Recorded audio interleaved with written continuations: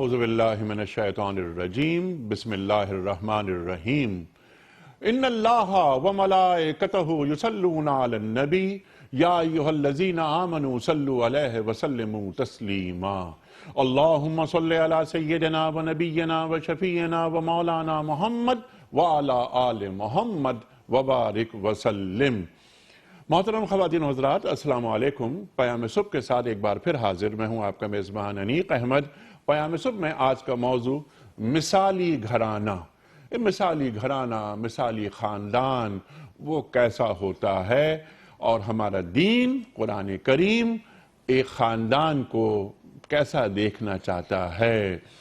خواتین و حضرات، سرکار دو عالم صلی اللہ علیہ وآلہ وسلم کا گھرانہ، آپ نے ان کی تربیت، آپ صلی اللہ علیہ وآلہ وسلم نے ان کی تربیت کن کن خطوط پر کی، کس کس انداز میں کی، وہ بھی گفتگو میں ہم لے کر آئیں گے انشاءاللہ تعالیٰ، اپنے معزز علماء سے سیکھیں گے، اور ہم یہ بھی سوال رکھیں گے کہ ایک مثالی گھرانے کے سربراہ، یعنی اس گھرانے کا جو باپ ہے، والد ہیں، والد کا مقام کیا ہوتا ہے، اور وہ اپنے گھرانے کی تربیت کن کن انداز میں کرتا ہے، اس کی ذمہ داریوں میں کیا کیا شامل ہے۔ ایک مثالی گھرانے میں جو ماں کا کردار ہے، وہ ماں کا کردار کیا ہوتا ہے۔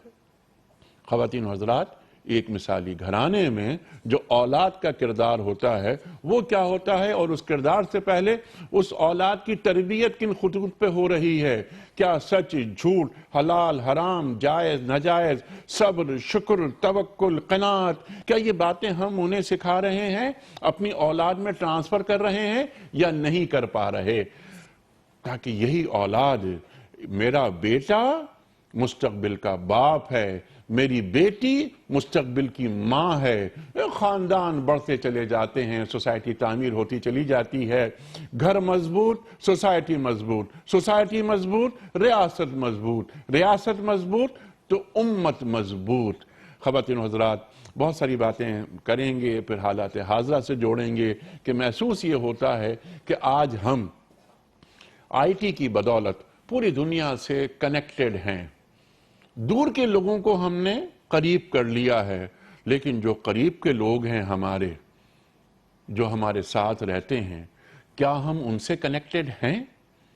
خواتین و حضرات، ایک شخص جب ہاسپٹل کے کمرے میں اپنے بیڈ پر پڑا ہوتا ہے تو وہ جانتا ہے کہ میرے ہزاروں لوگ فیس بک پہ میرے ساتھ ہیں، ٹویٹر پہ کتنے لوگ ہیں میرے ساتھ، لیکن میرے کمرے کے باہر میری بیوی اور میرے بچے بیٹھے ہیں بس۔ تو فیملی، یہ فیملی کی تعمیر کیسے ہوتی ہے، ان کے ذہنوں کی تشکیل کس انداز سے ہوتی ہے، قرآن ہمیں کیا بتاتا ہے، یہ ہمیں سکھائیں گے ہمارے عہد کے ممتاز علماء۔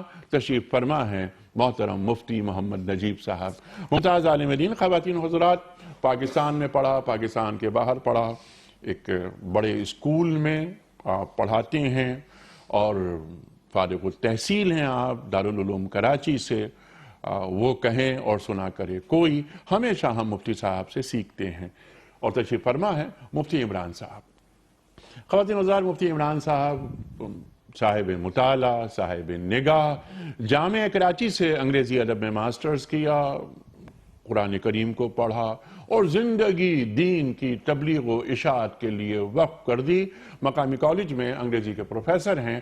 دونوں معزز مہمانوں کو خوش آمدید کہتا ہوا پروگرام کا آغاز کرنا چاہوں گا اللہ تعالیٰ کے بابرکت نام سے، سورہ طور، اور آیت نمبر ہے 21۔ اعوذ باللہ من الشیطان الرجیم، بسم اللہ الرحمن الرحیم،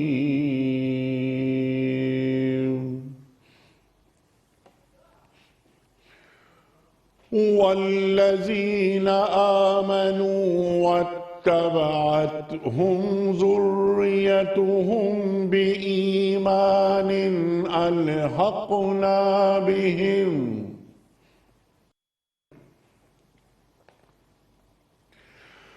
بإيمان ألحقنا بهم ذريتهم وما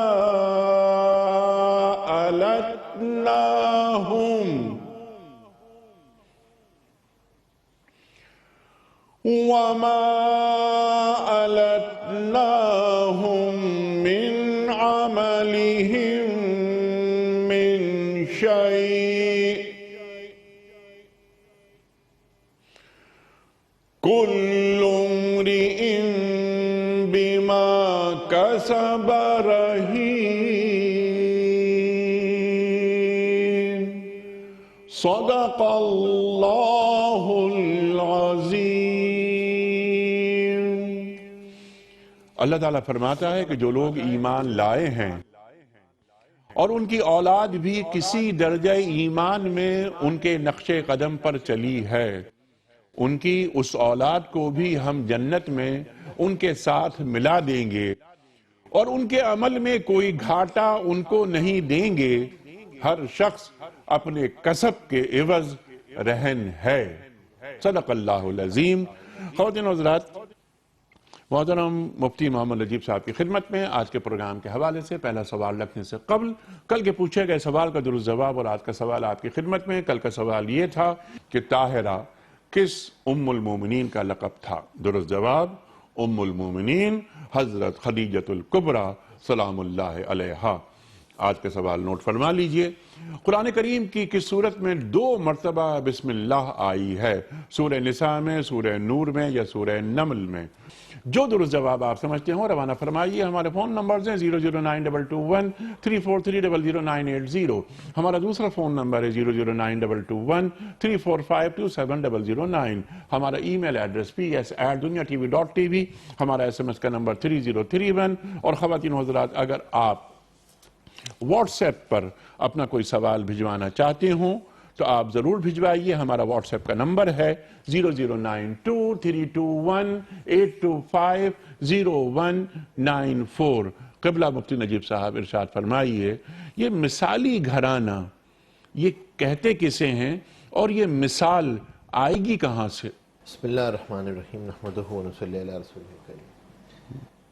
مثالی، جیسے آپ نے خود انٹرو میں بیان فرما دیا، ظاہر سی بات ہے حضور پاک صلی اللہ علیہ وسلم کی اسوہ ہمارے لیے مثال ہے۔ حضور پاک صلی اللہ علیہ وسلم کی اسوہ، اہل بیت کی اسوہ، تو حضور پاک صلی اللہ علیہ وسلم کا گھرانہ اور اہل بیت کا گھرانہ یہ ہمارے لیے مثال ہے۔ اور اللہ تبارک و تعالی نے اس مثالی گھرانے کے حصول کا طریقہ اللہ نے خود بتایا ہے، کیونکہ مثالی گھرانہ ایک پاکیزہ زندگی گزارتا ہے، اور اس پاکیزہ زندگی کے حصول کا طریقہ اللہ جل شانہ نے خود بیان فرمایا ہے کہ من عمل صالحا من ذکر و انثی وہو مؤمن فلنحیینہم حیاتا طیبہ، کہ اللہ جل شانہ ایمان اور اعمال صالحہ کی بنیاد پر، چاہے وہ کوئی بھی مرد اور عورت ہو، جب وہ ایمان اور عمل صالح اختیار کرتے ہیں تو اللہ ان کو پاکیزہ زندگی عطا فرماتے ہیں۔ اگر ماں، باپ، بچے سب یہ ایمان اور اعمال صالحہ کی زندگی اختیار کریں گے، اللہ ان کو پاکیزہ زندگی عطا فرمائیں گے۔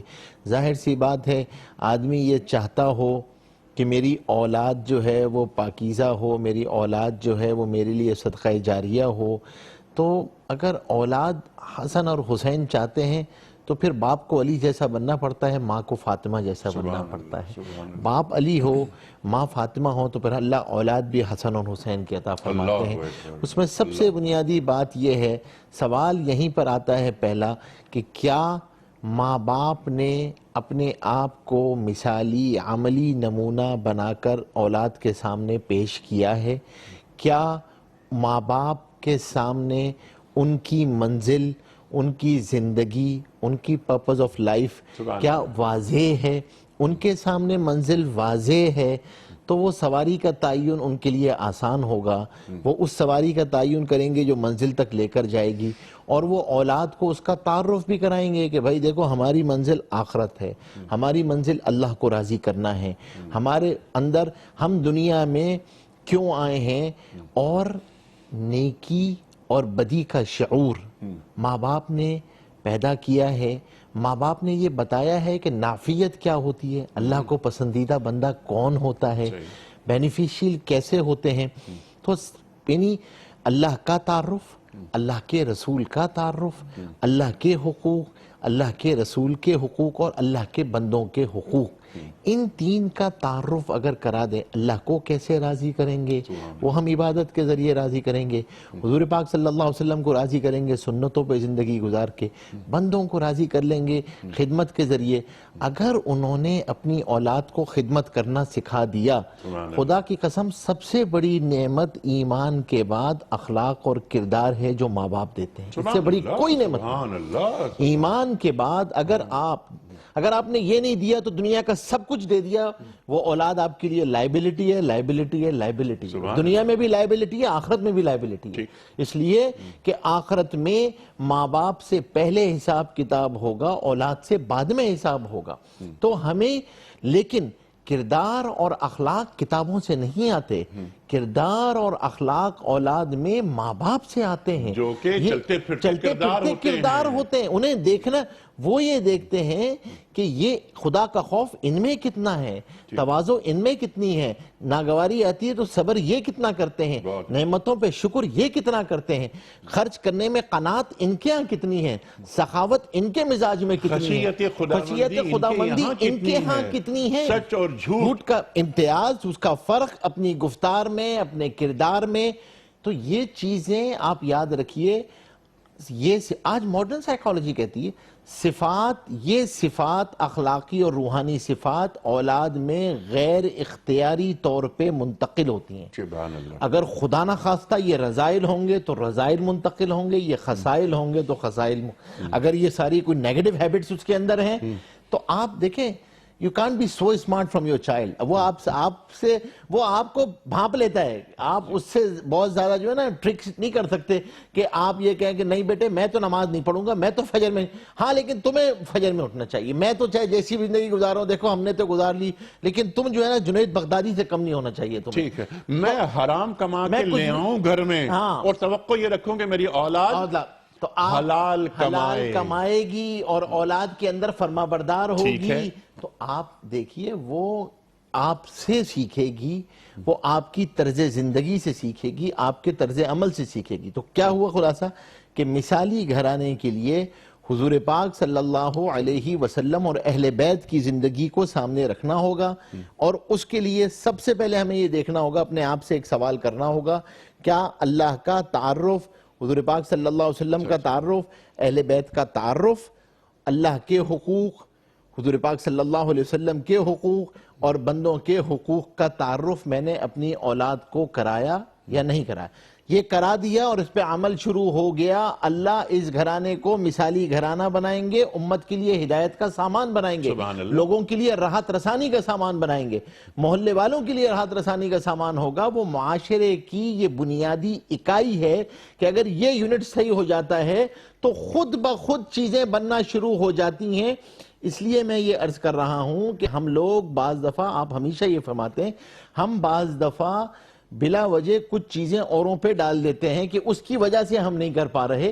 دیکھیں بادشاہ حکومتیں تو کتنی مسلمان حکومتیں ایسی رہی ہیں جس میں بادشاہ کو اتنے بڑے بڑے دیندار نہیں تھے، لیکن اتنا سکون چین معاشرے کے اندر تھا کیونکہ جاندار تھے۔ وہ جو یونٹ تھا نا گھرانہ، وہ بانجھ نہیں ہوا تھا، وہ جاندار تھا۔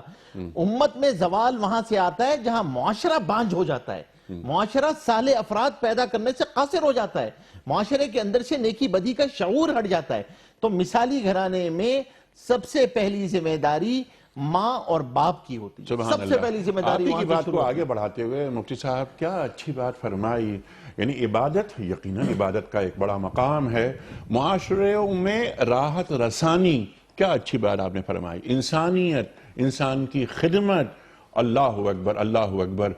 دین کیا کرتا ہے کہ دین میں سے انسانیت اور خدمت نکال لی جائے تو عبادت رہ جاتی ہے، اور عبادت کے لیے اللہ کے پاس فرشتے بہت ہیں۔ یہ کیسے ممکن ہے کہ ایک معاشرہ جس میں سجدے ہو رہے ہوں، عبادتیں ہو رہی ہوں، اذانوں کی آوازیں بلند ہو رہی ہوں، درود شریف پڑھے جا رہے ہوں، لیکن اس کے باوجود جو آپ نے فرمایا کہ معاشرے وہ اخلاقی اقدار سے بانجھ ہو جائیں۔ اللہ اکبر اللہ اکبر۔ یعنی انسان کی خدمت یہ کون سکھاتا ہے؟ والدین سکھاتے ہیں، مثالی گھرانہ بناتے ہیں، بچوں کو ان خطوط پہ اٹھاتے ہیں۔ ارشاد فرمائیے کہ مثالی گھرانہ دین کسے کہتا ہے؟ الحمدللہ رب العالمین نحمدہ و نصلی علی رسولہ الکریم اما بعد۔ حنیف صاحب بنیادی چیز یہ سمجھیں کہ ایک گھر کے اندر انگریڈینٹس کیا ہیں، ٹھیک ہے نا؟ کوئی بھی گھر ہوتا ہے، خاندان ہوتا ہے، اس میں سب سے پہلے میاں اور بیوی ہوتے ہیں اور اس کے بعد ان کے بچے ہوتے ہیں۔ جب بچے ہوتے ہیں تو وہ میاں بیوی آٹومیٹیکلی کنورٹ ہو جاتے ہیں ماں اور باپ کی صورت کے اندر، ٹھیک ہے نا؟ تو سب سے پہلے ہمیں یہ دیکھنا پڑے گا کہ میاں بیوی کے آپس کے روابط کیسے ہیں، آپس کے تعلقات کیسے ہیں۔ جب وہ چیز ہم دیکھ لیں گے تو اس کے بعد یہ بات سمجھنا آسان ہو جائے گی کہ بچوں کی تربیت کس نہج پر ہونی چاہیے یا ہوگی، اور پھر وہ بچے ان ریٹرن جب آگے جائیں گے تو وہ معاشرے کے اندر کیا کام کریں گے۔ وجہ اس کی ہے کہ ایک مالی ہوتا ہے تو وہ سب سے پہلے ایک بیج بوتا ہے، اور وہ جو بیج ہوتا ہے نا اس کی پھر باقاعدہ طور کے اوپر پرورش کی جاتی ہے، اور اس کی تمام کی تمام پرورش کے دوران جو اہم کردار ہوتا ہے وہ مالی کا ہوتا ہے۔ اگر مالی توجہ نہ دے، غافل ہو، اس فن کو نہ جانتا ہو، نتیجہ کیا ہوگا کہ وہ بیج جب باہر نکلے گا تو وہ پھلدار درخت نہیں بنے گا، بلکہ اس کے اندر کئی قسم کے عیوب پیدا ہو جائیں گے، اور ایک وقت آئے گا شاید وہ ضائع بھی ہو جائے اور خطاب بھی ہو یعنی جائے۔ تراش خراش، تراش خراش دونوں چیزیں، اسی تراش خراش کو ہم کہیں گے بچوں کے تعلق سے تربیت۔ بالکل بالکل وہی بات ہے۔ تو اب یہاں پر مالی کون ہوا؟ یہ وہ والد ہوا، اور اس کے ساتھ جو اس کی ہیلپر ہوئی وہ اس کی والدہ ہو گئی بچے کی، اور جو بیج پھلدار درخت کی صورت میں آئندہ نکل کے آنے والا ہے وہ اولاد ہو گئی ہے۔ سبحان اللہ۔ تو اب اس کے اندر بنیادی کام کیا ہے کہ سب سے پہلے تو میاں بیوی کے آپس کے تعلقات دیکھنے پڑیں گے، ان کی آپس کی روش ایک دوسرے کے ساتھ کیا ہے۔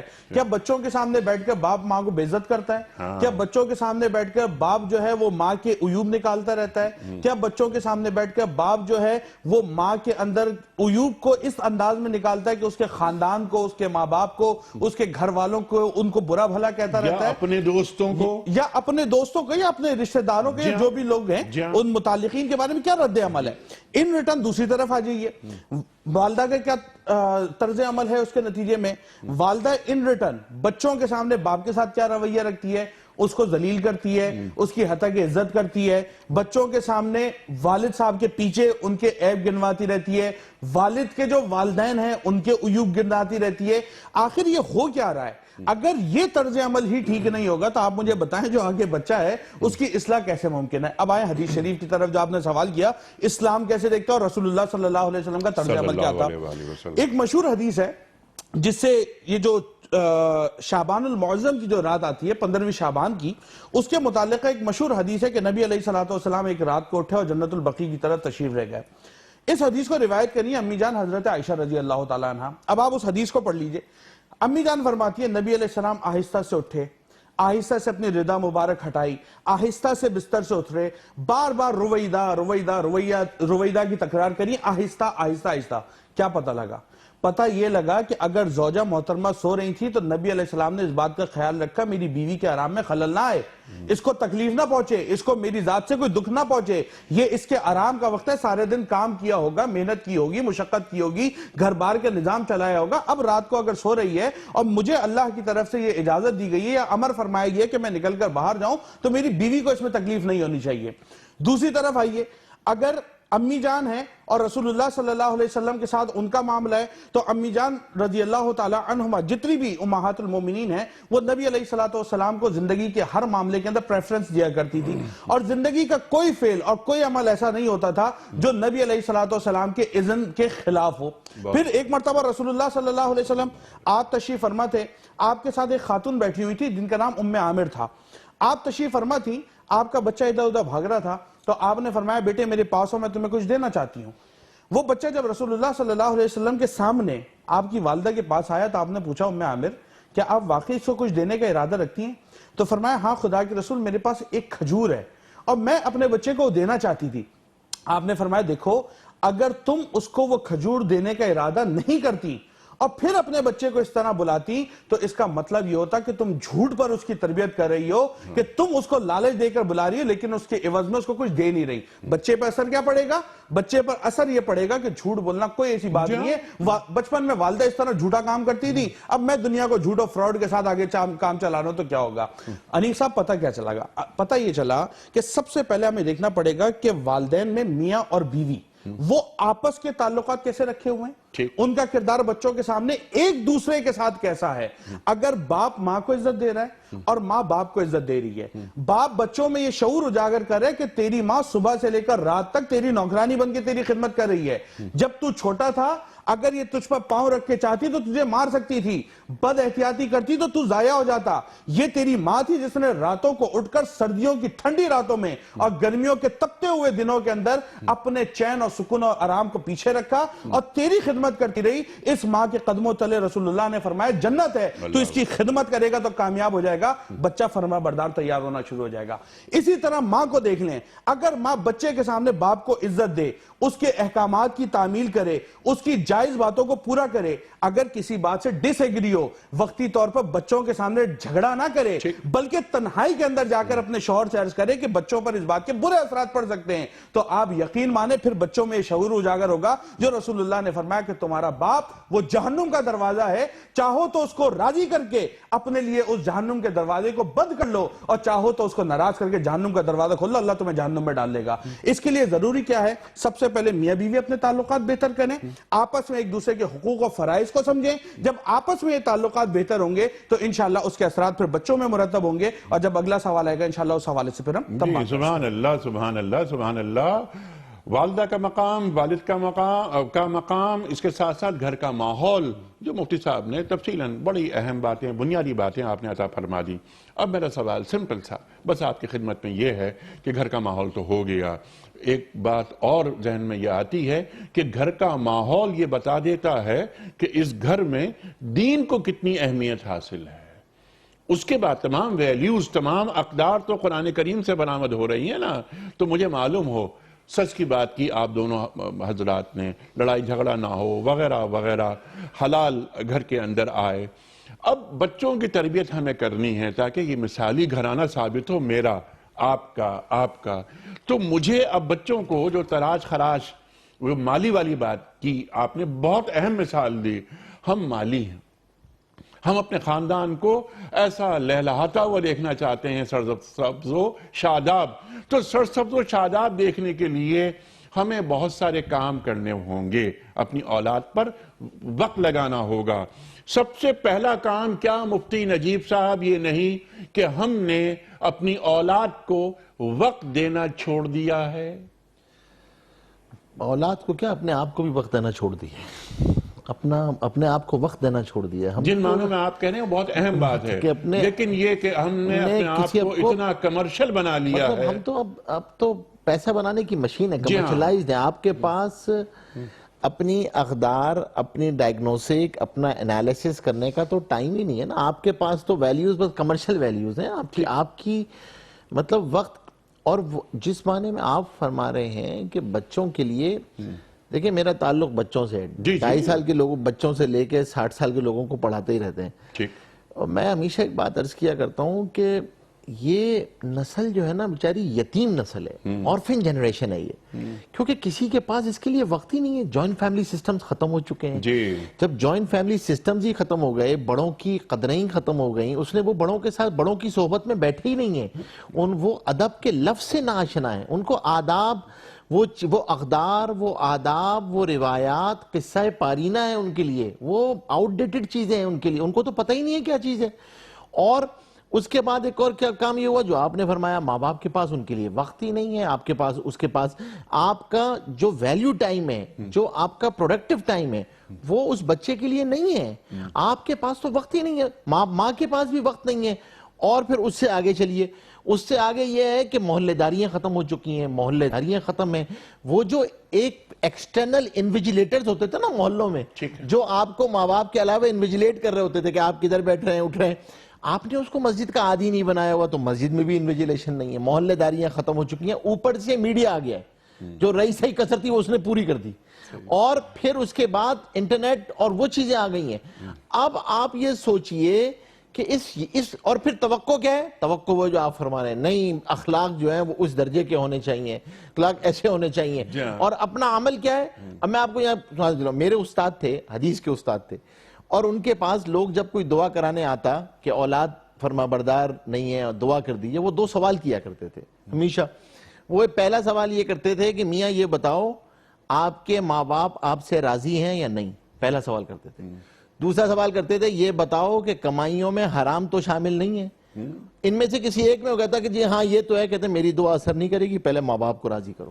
اگر خدا نخواستہ ماں باپ ناراض ہوں اور کمائیوں میں حرام داخل ہو تو دنیا میں اس کا سب سے بڑا عذاب یہ آتا ہے کہ نافرمان اولاد آنکھوں کے سامنے آتی ہے. اور اگر اولاد ہماری خدا نخواستہ نافرمان اور ناکارہ نکل جائے تو اتنی جو محنت ہم کرتے ہیں صبح سے شام تک, یہ سب اکارت چلی گئی. سب کچھ جو کچھ کر رہے ہیں اب سب کچھ اکارت چلا جاتا ہے. جو آپ نے مثال دی ہے مالی کی, دیکھیں آپ کو وجہ اس کی یہ ہے کہ مالی یہ نہیں سوچ سکتا کہ یہاں چرند اور پرند بھی آئیں گے, یہاں کانٹے بھی ساتھ اگیں گے, پھول کے ساتھ کانٹے اگیں گے. جس کھیتی کا رکھوالا کھیتی سے غافل ہو جاتا ہے اس کو چڑیاں چگ جاتی ہیں. تو آپ کو معاشرے کے اندر تو گدھ ہے, معاشرے کے اندر چیزیں ہیں. ہمارا کام کیا ہے؟ ہمارا کام یہ ہے کہ سب سے پہلا کام جو آپ نے ارشاد فرمایا, سب سے پہلا کام یہ ہے کہ ہم اس اولاد کے ساتھ بیٹھ کے اس کو وقت دینا شروع کریں. اور آج اس لیے ضروری ہے کہ اگر خدا نخواستہ آپ کنیکٹ نہیں ہوئے, آپ ڈسکنیکٹ ہو گئے, تو یہ میڈیا, یہ سوشل میڈیا اس کو 1 کروڑ لوگوں سے کنیکٹ کر دے گا, آپ سے ڈسکنیکٹ کر دے گا. اس کے پاس تو دیکھیں اگر اس کو باپ کی شکل میں اچھا دوست نہیں ملا تو اس کی فطرت میں دوست تلاش کرنا ہے, وہ کہیں جا کے دوست تلاش کرے گا.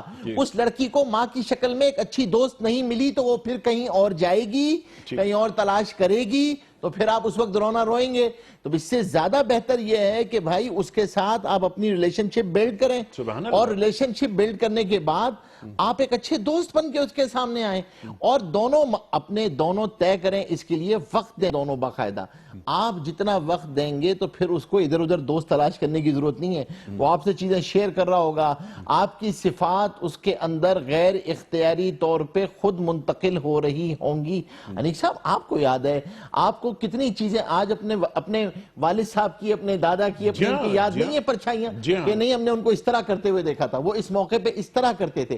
میں اپنے ڈرائیور کے ساتھ, میں اپنے خادم کے ساتھ, چوکیدار کے ساتھ جس طرح پیش آؤں گا میرا بچہ اسی طرح ادب اس سے سیکھے گا. اور اگر خدا نخواستہ بدتمیزی کر رہا ہے بچہ تو میں سرزنش کر دوں گا کہ آج تم نے یہ حرکت کر لی ہے لیکن آئندہ نہیں دیکھوں میں.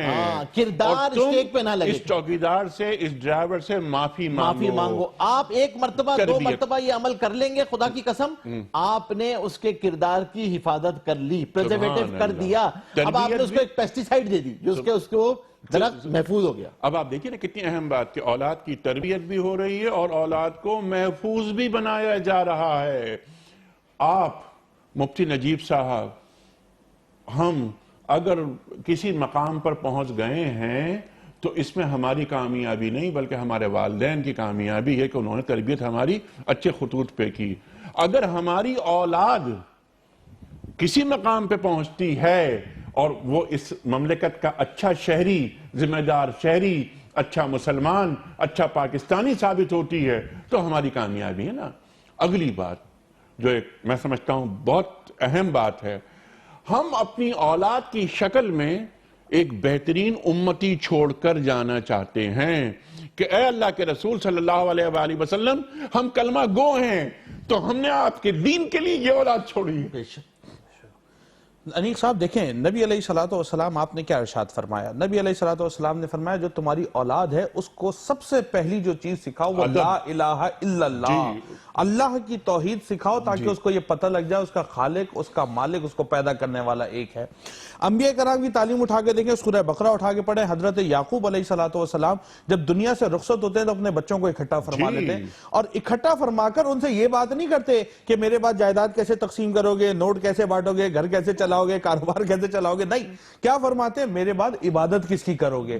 آپ دوسری طرف حضرت لقمان علیہ السلام کی پوری جو قرآن حکیم کے اندر پوری تاکید جو اپنے بچے کی تربیت فرما رہے ہیں کہ کس طریقے سے دنیا میں رہنا بیٹے, اللہ کو ایک ماننا, اس کے کسی کو شریک نہ ٹھہرانا, اس کی نافرمانی نہ کرنا, دوسروں کے حقوق ادا کرنا, یہ ساری باتیں وہ والد محترم جو ہیں وہ سکھا رہے ہیں.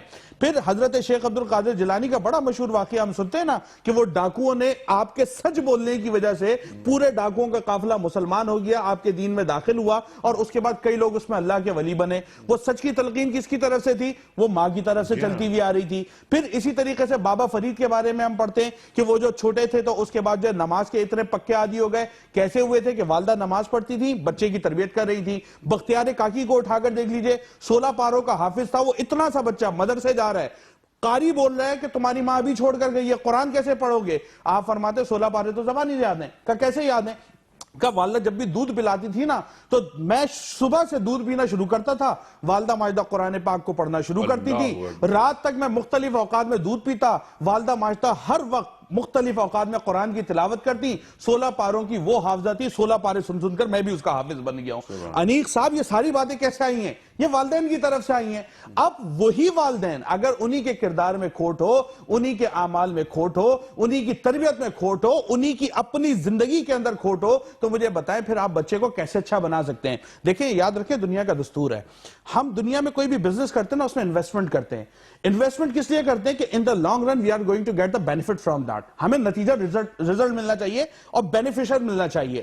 آپ دیکھیں, آپ ایک اولاد, اللہ آپ کو ایک نعمت عظمہ عطا فرما رہا ہے جس کو کل بڑے ہو کر آپ کے بڑھاپے کا سہارا بننا ہے, آپ کی ملک اور قوم کے لیے اچھا فرد اور شہری بننا ہے, اس کے ساتھ ساتھ آنکھوں کی ٹھنڈک بننا ہے, آپ کی آنکھوں کی ٹھنڈک بننا ہے. اور مجھے کہنے دیجئے کہ حدیث کے مطابق مرنے کے بعد آپ کی بخشش اور نجات کا باعث بننا ہے, کیونکہ رسول اللہ نے فرمایا وَلَدٌ صَالِحٌ يَدْعُو لَهُ, کہ جو نیک صالح اولاد ہوتی ہے والدین کی بخشش کی دعا کرتی ہے. یہ سارے کے سارے فوائد جو اللہ رب العزت اولاد کی صورت میں آپ کے لیے رکھے ہوئے ہیں, اور آپ اس اولاد سے اس بزنس سے سارے بینیفٹس لے سکتے ہیں. تو آپ مجھے بتائیں وہ کتنا نااہل بزنس مین ہوگا جو پیسے لگاتا رہے اور کبھی بھی اس کے بینیفٹس کی جانب توجہ ہی نہ کرے اور اس کے بارے میں کوئی پرسان حال ہی نہ رکھے. اگر ہم اپنے بچوں سے ان دا لانگ رن بینیفٹ لینا چاہتے ہیں, دیکھیں یہ میں کیپٹلسٹک لینگویج اس لیے یوز کر رہا ہوں کہ لوگ پیسوں کی زبان میں سب کچھ سمجھتے ہیں, گین کیا ہو رہا ہے, what is going to get. تو بھائی آپ کا یہ بزنس ہے, آپ بچے پہ انویسٹمنٹ تو کریں, ان ریٹرن کیا ہوگا؟ یہ بڑا ہوگا تو بڑھاپے کا سہارا بنے گا, گھر سے باہر نکلے گا آپ کی عزت اور تکریم کا باعث بنے گا, 4 لوگوں میں ملے گا, آپ کی عزت اور آپ کے نام کو بلند کرنے والا ہوگا. مفتی صاحب آپ ہی کی بات کو آگے بڑھاتے میں چاہتا ہوں, آپ نے بڑی اچھی بات فرمائی کہ گین کرنا ہوتا ہے, ہم کیا لے رہے ہیں, ہم انویسٹ کرتے ہیں. میں بات کر رہا ہوں پورے سوسائٹی میں کیا ہو رہا ہے. میں اپنے بیٹے کو یا بیٹی کو ایم بی اے کرا رہا ہوں, میری انویسٹمنٹ ہو رہی ہے, میں صرف یہ چاہتا ہوں کہ وہ اس کو ایم بی اے مارکیٹنگ میں کر لے, فائنینس میں کر لے, ایچ آر میں کر لے, سپلائی چین مینجمنٹ میں کر لے, وغیرہ وغیرہ اعلیٰ حاضر قیاس, تاکہ اسے بہترین جاب ملے. اسے میں نوکر بنانا چاہ رہا ہوں. بہت اچھا. ایک تو انویسٹمنٹ یہ ہو رہی ہے, اور دوسری انویسٹمنٹ جو آپ دونوں نے فرمائی ہے. علی صاحب وہ ہمارے ایک دادا مرشد ایک شعر پڑھا کرتے تھے, آپ فرماتے تھے تم شوق سے کالج میں پڑھو, باغ میں کھیلو, جائز ہے غباروں میں اڑو, چرخ پہ جھولو, پر ایک سخن بندے عاجز کو رہے یاد, اللہ کو اور اپنی حقیقت کو نہ بھولو. بات یہ آپ سارے دنیاوی بینیفٹس لے لیں. بھئی ہم نے کب منع کیا ایم بی اے نہیں کرو یار, ہم نے کب کہا آپ اس کو ڈاکٹر نہ بنائیں, انجینئر نہ بنائیں, اس کو ایک اچھا انسان تو بنائیں, اچھا مسلمان تو بنائیں. ٹھیک ہے وہ بڑھاپے میں آپ کو ہو سکتا ہے 2 پیسے دے دے, لیکن کیا فائدہ اگر ذلیل کر کے دے, کیا فائدہ آپ کی بے عزتی کر کے دے, کیا فائدہ آپ کو دھتکارتے ہوئے دے. اس سے یہ کہیں بہتر ہے کہ وہ آپ کو 1 لاکھ روپے مہینہ کے بجائے 2000 روپے مہینہ دے, لیکن جب دے تو اتنے ادب و محبت سے دے کہ وہ دینے کو اپنے لیے سعادت سمجھے کہ میں اپنی ماں کی خدمت کروں گا, بدلے میں میری ماں دعا دے گی تو یہ دعا میرے لیے بخشش اور نجات کا باعث بن جائے گی. آپ کی بھی عزت بڑھ جائے گی اور بچے کی عند اللہ بھی عزت جو ہے وہ بڑھتی چلی گئی. یہ جو گفتگو فرمائی مفتی عمران صاحب نے, اس کا امکان اس وقت بڑھ جاتا ہے کہ جب ہم اولاد کی تربیت ان خطوط پہ کریں کہ جن خطوط کو طلب کر رہا ہے ہم سے ہمارا دین, کے ان خطوط پر آگے بڑھائیں. ربنا حب لنا من ازواجنا و ذریاتنا قرۃ اعین وجعلنا للمتقین اماما, مجھے ان کا امام بنا, یہ تو میری آنکھوں کی ٹھنڈک تو بنا انہیں. جب میں تربیت کے لیے اپنی خدمات یا اپنے فرائض منصبی ادا کر رہا ہوں کما حق ہوں, تو پھر میں یہ دعا مانگتے ہوئے بھی اچھا لگوں گا. اور جو مفتی صاحب نے بات فرمائی, میں نے پڑھا دیا, لکھا دیا, اور وہ بہت آگے چلے گئے. اب وہ فرض کیجئے کہ وہ 1 ملین لے رہا ہے, لیکن اس کے پاس, میرے بیٹے کے پاس میرے پاس بیٹھنے کا وقت نہیں ہے، کیونکہ تربیت میں نے اسے کروائی تھی کہ وہ دنیاوی طور پہ تم کامیابی حاصل کرو، لیکن پیسے بنانے کی مشین جیسا فرمائے مفتی صاحب نے۔ اب میں توقع یہ رکھ رہا ہوں کہ وہ آئے بیٹھے، اس نے تو ایک نرس لگا دی ہے میرے پاس کہ وہ 24 گھنٹے کے لیے میری خدمت کے لیے، میری رال ٹپک رہی ہے تو میری رال صاف کر دے، مجھے کھانا کھلا دے۔ لیکن کیا اگر میں اچھی تربیت کرتا اپنی اولاد کی تو شام کو دفتر سے آنے کے بعد میرا بیٹا میرا ہاتھ اپنے ہاتھ میں لے کر نہیں بیٹھتا؟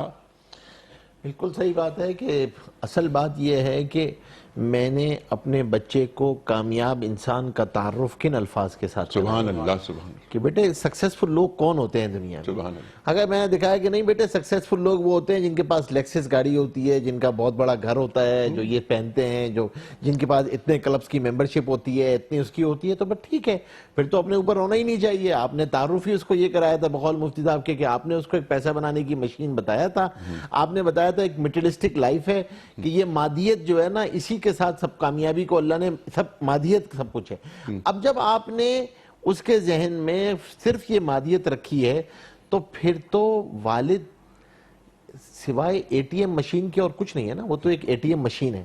وہ جب تک اے ٹی ایم مشین کام کر رہی تھی بہت اچھی بات ہے، جب وہ آؤٹ ڈیٹڈ ہو گئی تو کون میں کون، ختم ہو گئی بات۔ آپ نے تو والد کو اے ٹی ایم مشین بنایا تھا، آپ نے اپنا تعارف یہ کرایا تھا بیٹے میں اے ٹی ایم مشین ہوں، تمہیں جو چیز چاہیے ہوگی میں کرا دوں گا۔ میں سوال کرتا ہوں پیرنٹ سے، آتے ہیں مجھ سے، میں سوال کرتا ہوں ان سے کتنا وقت کہ جی ہم ان کی ساری خواہشات تو پوری کرتے ہیں، ان کو موبائل چاہیے ہم نے موبائل دے دیا، ان کو لیپ ٹاپ دے دیا، پھر بھی وہ ہمارے کیوں نہیں بنتے؟ میں نے کہا اس لیے کہ آپ نے اپنا تعلق اپنی محبت کو سیکریفائز کیا ہے چیزوں کے، آپ نے چیزوں کے ساتھ محبت پیدا کر دی ہے، اب ان کو چیزوں کے ساتھ محبت ہے، مرتے دم تک چیزوں کے ساتھ ہی رہ گی اور آپ ان کے لیے ایک لائبلٹی بن جائیں گے بہت تھوڑے عرصے میں۔ تو اب چیزیں برتنے کے لیے ہوتی ہیں، انسان محبت کے لیے ہوتے ہیں، یہ سکھانا ہے اولاد کو، آپ اس کے بالکل چیزوں سے محبت نہیں کرو۔ ہاں تو آپ اس کے بالکل برعکس سکھاتے ہیں، انسان برتنے کے لیے ہوتے ہیں، چیزیں محبتوں کے لیے ہوتی ہیں، چیزیں چھٹتی ہیں تو کل افسوس ہوتا ہے، انسان تو برتنے کے لیے ہوتے ہیں۔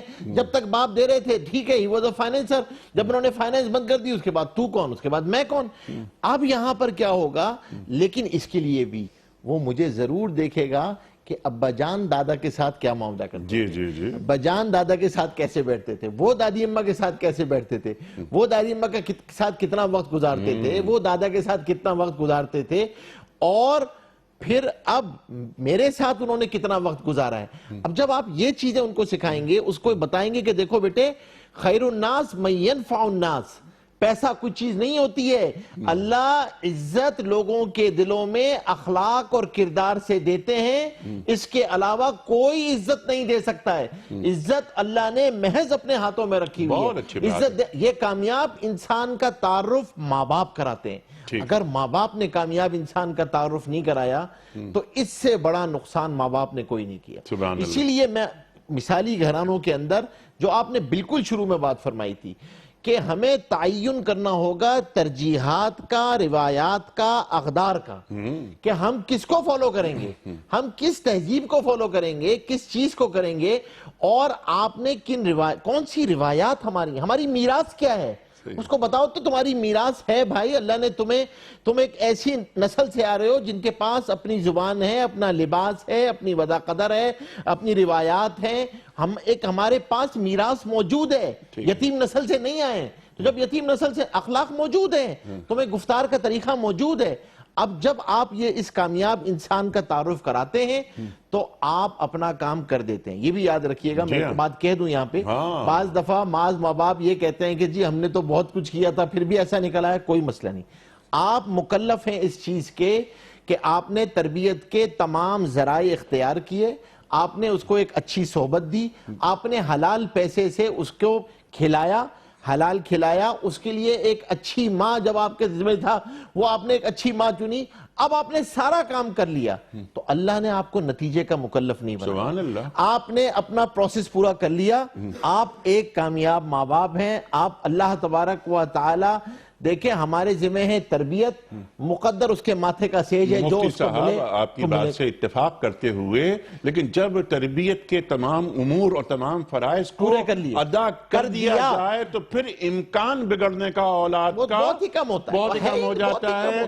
میں تو ایک بات یہ عرض کرتا ہوں، کئی بار اس پروگرام میں بھی یہ بات آئی ہے کہ وہ مائیں جنہوں نے اپنی اولاد کو لوری میں درود شریف سنایا، اللہ اکبر، تو حضور پاک صلی اللہ علیہ وسلم کی محبت کا بیج تو کوئی مرتے دم تک اس سے نکال ہی نہیں سکتا۔ یہ کیسے ہو سکتا ہے کہ اس کے دل میں سنتوں کی محبت نہ ہو، سنتوں کی عظمت نہ ہو، حضور پاک صلی اللہ علیہ وسلم کی سنتوں کو وہ عظیم نہ سمجھے؟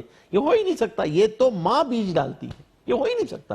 تو ہمیں سب سے پہلا کام یہی کرنا ہوگا بحیثیت ماں باپ کہ ہم نے اپنے اس گھر کے اندر یہ دیکھنا ہوگا کہ بھائی اس گھر میں جو حق تھا، اللہ نے جو ہمارے ذمہ لگایا تھا کہ ان گھر والوں کو جہنم کی آگ سے بچانا ہے، یعنی یا ایھا الذین آمنوا قوا انفسکم واہلیکم نارا۔ سبحان اللہ، سبحان اللہ۔ اے اللہ، میں نے اپنے حصے کا کام کر لیا، اپنے طور پر کر دیا، تو اسے اپنی بارگاہ میں قبول کر۔ بے شک، ٹھیک ہے، ٹو ڈوز کے حوالے سے ایک بات تو نکل کر یہ آئی بڑی اہم کہ اولاد کو وقت دو۔ سرکار دو عالم صلی اللہ علیہ وآلہ وسلم کا فرمان یہ ہے کہ اولاد سے محبت کرو لیکن اولاد کو عزت دو۔ کتنی اہم بات، اولاد کو ادب سکھاؤ، یہ بھی فرما رہے ہیں سرکار دو عالم صلی اللہ علیہ وآلہ وسلم۔ اس کے ساتھ ساتھ ایک بات اور مفتی صاحب میں چاہتا ہوں اس پر آپ ذرا گفتگو فرمائیں کہ اولاد کے ساتھ بیٹھ کر گھر میں روزانہ کم از کم 3 آیات قرآن کریم کی پڑھ لیں۔ عریق صاحب میں آپ کو کیا بتاؤں، حضرت سعد بن ابی وقاص رضی اللہ تعالیٰ عنہ کا آپ کا مشہور ترین یہ قول ہے، فرماتے ہیں ہم اپنے بچوں کو نبی علیہ السلام کی غزوات کے بارے میں اس طرح سے سکھایا کرتے تھے جیسے قرآن پاک کی آیات سکھا رہے ہیں۔ کیا مطلب ہوا؟ 2 باتیں پتہ لگ گئی۔ پہلی بات، قرآن کی آیات تو سکھاتے ہی تھے، قرآن کی آیات تو سکھاتے ہی تھے، ساتھ میں نبی علیہ السلام کا اسوہ حسنہ سکھاتے تھے کہ جب آپ غزوات پر ہوتے تھے تو معاملات کیا ہوتے تھے، دشمن کے ساتھ بھی آپ کا رویہ کیسا ہوتا تھا، کس طرح محبت سے، پیار سے، اخلاق سے، کردار سے لوگوں کو اپنی طرف مائل کرنے کی آپ کوشش فرمایا کرتے تھے، کسی پر ناحق ظلم نہیں کرتے تھے، کسی کے ساتھ جبر نہیں کرتے تھے، کسی کے حقوق کا استحصال نہیں فرماتے تھے۔ اگر وہاں پر درخت لگے ہوتے تھے، وہاں پر پھلدار سبزیاں لگی ہوتی تھی، کبھی ان کو کاٹا نہیں کرتے تھے، کبھی بوڑھوں کو جو مقابلے پر نہیں آتے تھے ان کو کوئی تکلیف نہیں پہنچاتے تھے۔ فرماتے ہم ان کو غزوات کا ذکر سناتے تھے۔ معلوم کے چلا کہ اس وقت میں صحابہ کرام کے ذہن میں یہ بات موجود تھی کہ اگر ان کو غزوات کا شعور آ گیا کہ دشمن کے ساتھ رویہ کیسا ہونا چاہیے تو ان کو خود سمجھ آ جائے گا جو اپنے ہیں ان کے ساتھ رویہ کتنا اعلیٰ ہونا چاہیے۔ دشمن کے ساتھ یعنی انسان دوستی۔ مفتی صاحب ٹو ڈوز کلوز کر دیجئے پروگرام کو کہ ہم نے آج کیا سیکھا۔ جو مفتی صاحب نے بات فرمائی، آپ نے بھی اس پر بات بہت کی تھی، دین سے انسانیت کو اور خدمت کو نکال دیا جائے تو محض عبادت رہ جاتی ہے، اور عبادت کرنے کے لیے اللہ کی فرشتے تو بہت ہیں نا۔ جب خدمت کو نکال دیتے ہیں تو عبادت کی حفاظت مشکل ہو جاتی ہے۔ عبادت کی حفاظت نیکی کرنا کمال نہیں ہے، نیکی بچا کے لے جانا کیا کرتی ہے؟ انسان سے محبت کرنا سکھاتی ہے، تو ایک پرپز آف لائف بتاتی ہے۔ تو ہمیں یہ کرنا ہوگا، ایک تو سب سے بنیادی بات یہ کہ اپنی دعاؤں میں اس کا اضافہ کریں کہ یا اللہ جو تربیت کی ذمہ داری ہم پہ ڈالی ہے اس کو ادا کرنے کی توفیق بھی عطا فرما، اولاد کے لیے دعا کرنا۔ دوسری چیز یہ ہے جو آپ نے فرمایا کچھ وقت نکال کے دین کے لیے وقت نکالنا ہے۔ جن گھروں میں اللہ کا ذکر ہوتا ہے وہ آسمان والوں کے نزدیک ایسے چمکتے ہیں جیسے زمین والوں کے نزدیک ستارے چمکتے ہیں، فرشتے ان گھروں میں بسیرا کرتے ہیں۔ تیسری چیز یہ کہ کوئی صحبت ایسی لے کے جائیں کہ خدا را کامیاب انسانوں سے بچوں کو ملوائیں، تو یہ اللہ والے ہیں، یہ کامیاب لوگ ہیں، تو اپنا وقت نکالیں۔ اور چوتھی چیز یہ کیریئر کونسلنگ میں حلال حرام کا تصور ڈالیں۔ ایجوکیشن تعلیمی ادارے چننے میں، اساتذہ چننے میں، مینٹورز چننے میں اس بات کو رکھیں کہ بھائی یہ بچے ساری زندگی اللہ کو راضی کر کے حلال کو حاصل کریں، یہ ہماری ذمہ داری ہے۔ تو ہم نے دعا بھی کرنی ہے، گھر میں وقت بھی نکالنا ہے، اس کے لیے خود عملی نمونہ بننا ہے، اور تعلیمی اداروں کا تعین کرتے وقت اس بات کا لحاظ رکھنا ہے کہ کوئی ایسی چیز نہ ہو کہ چند زبانوں کے حصول کے لیے، روزگار کے حصول کے لیے ایمان اسٹیک پہ لگ جائے، اس کی آخرت اسٹیک پہ لگ جائے. تو ایسی چیز کوئی بھی نہ ہو. ہم انشاءاللہ اس کو کریں گے، اپنا کرنے کا کام کر لیں گے. اللہ جل شانہ انشاءاللہ دنیا میں بھی عفت عافیت کامیاب فرمائیں گے، اور آپ کی اولاد کو، ہم سب کی اولاد کو اللہ جل شانہ صدقہ جاریہ بنائے، اور ہماری آنکھوں کی ٹھنڈک بنائے. ہمارا گھرانہ، ہمارا خاندان ایک مثالی گھر، مثالی گھرانہ، مثالی خاندان بن کر سامنے آئے گا، اور لوگ ذکر کریں گے کہ یہ دیکھو یہ گھر، اس گھر کے مکین عبادت گزار بھی ہیں اور کتنے انسانیت کے خدمت گزار بھی ہیں. تو ہمیں پہلے مثالی باپ، مثالی ماں، من ينفع الناس، من ينفع الناس، یہ بھی اولاد کو سکھایا جائے. اور آپ نے ایک بہترین بات یہ فرمائی مفتی صاحب کہ خود اپنا کردار پیش کیا جائے. میں مثالی باپ ہوں گا، مثالی اولاد ہوگی. اور بہت عمدہ بیان کی، اس پر گفتگو ہونی چاہیے تھی کہ والدین اولاد کے لیے دعائیں کریں، اور والدین نے اولاد کے لیے دعائیں کرنا چھوڑ دی ہیں. حضرت علی کرم اللہ وجہہ فرماتے ہیں کہ میں اس شخص پر حیران ہوتا ہوں کہ جس کے والدین زندہ ہیں اور وہ لوگوں سے دعا کی درخواست کرتا ہے. اللہ اکبر، اللہ اکبر. میں آپ دونوں کا بڑا شکر گزار، آپ تشریف لائے، بڑی اہم گفتگو فرمائی آپ دونوں حضرات نے حسب روایت. وقت یہاں مکمل ہوا ہمارے آج کے پروگرام کا. محترم ناظرین، کتنی اہم گفتگو دیکھیے. اور میں اکثر ایک بات عرض کرتا ہوں، گفتگو برائے گفتگو نہیں، یہ گفتگو دین کی روشنی میں دونوں معزز علماء نے ہمیں یہ عطا کی. مدنی معاشرہ کیسے وجود پاتا ہے، یہ ہیں وہ اقدار. زندگی کا مقصد واضح ہو جائے، اولاد سے بڑی کمائی کیا ہوتی ہے، کہیں ہماری اولاد ہمارے ہاتھوں سے نکل نہ جائے. بہت اچھی بات کی، سوشل میڈیا کی ایک یلغار ہے. ہم کہاں تک چیک رکھیں اپنی اولاد پر، لیکن جتنا ہم چیک رکھ سکتے ہیں، گھر کا ماحول دینی بنا سکتے ہیں، اتنا کام تو ہمیں کرنا چاہیے. اور مفتی صاحب نے بڑی اچھی بات کی کہ ہم پروسیس اورینٹڈ ہیں، ریزلٹ اورینٹڈ نہیں ہیں. ہم اپنے حصے کا کام کر جائیں، باقی یہ اولاد ہماری، ہم نے نیک کام کیے، اولاد کے ساتھ تربیت میں کوئی کمی نہیں رکھی، تو اللہ تعالی ہماری اولادوں کو ضائع نہیں ہونے دے گا. یہ ہمارا ایمان ہے.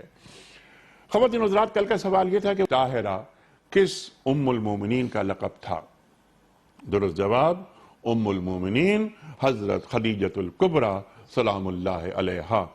آج کا سوال نوٹ فرما لیجئے. قرآن کریم کی کس صورت میں 2 مرتبہ بسم اللہ آئی ہے؟ سورہ نساء میں، سورہ نور میں، یا سورہ نمل میں؟ جو درست جواب آپ سمجھتے ہوں روانہ فرمائیے. ہمارے فون نمبرز ہیں 00921 343 00980. ہمارا دوسرا فون نمبر ہے 00921 345 27009. ہمارا ای میل ایڈریس ps@duniatv.tv. ہمارا SMS کا نمبر 3031. اور خواتین حضرات، اگر آپ واٹس ایپ کرنا چاہیں اپنا درست جواب یا کوئی سوال رکھنا چاہیں اپنے معزز علماء کی خدمت میں، تو ہمارا واٹس ایپ کا نمبر نوٹ فرما لیجئے 009232182500194. قبلہ قرآن دازی آپ کے دست مبارک سے آج کے ونر ہیں محترم عبدالباسط ٹوبہ ٹیک سنگھ سے. عبدالباسط ٹوبہ ٹیک سنگھ، ٹوبہ ٹیک سنگھ سے. آپ کو بہت مبارک ہو عبدالباسط صاحب. آپ نے کوئی اس کا صحیح جواب بتایا اور لوگوں کے ساتھ قرآن دازی کے ذریعے آپ کا نام نکالا. مفتی صاحب نے اور آپ کے گھر ہم دینی کتب پر مشتمل ایک گفٹ ہیمپ پر روانہ کر رہے ہیں. آپ کو بہت مبارک ہو. اختتام ہوتا ہے پیام سب کا روزانہ ایک قول پر، اور وہ قول ہوتا ہے صاحب نہج البلاغہ امیر المومنین حضرت علی مرتضیٰ کرم اللہ وجہہ کا. آپ فرماتے ہیں کہ بدترین آدمی وہ ہے جو مظلوم کے خلاف ظالم کی مدد کرتا ہے. بدترین آدمی وہ ہے جو مظلوم کے خلاف ظالم کی مدد کرتا ہے. اللہ اکبر. کل تک کے لیے اپنے میزبان انیق احمد کو اجازت. خدا حافظ.